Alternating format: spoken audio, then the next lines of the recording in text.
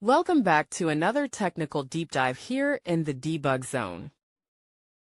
Today we're tackling a big question and breaking it down with insights from other users. Hopefully this clears up some misconceptions and helps you get the answer you need. So buckle up, stay a little curious, and let's jump right in.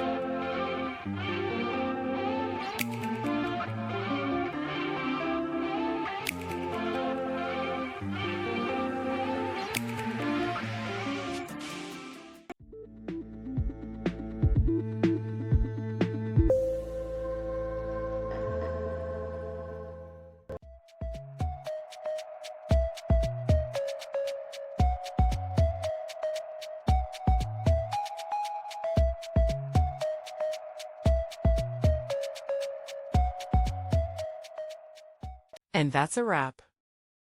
I hope you found the answer you were looking for. If you did, take a second to hit that subscribe button. It really helps out. And let me know in the comments which solution worked best for you. See you next time in the debug zone.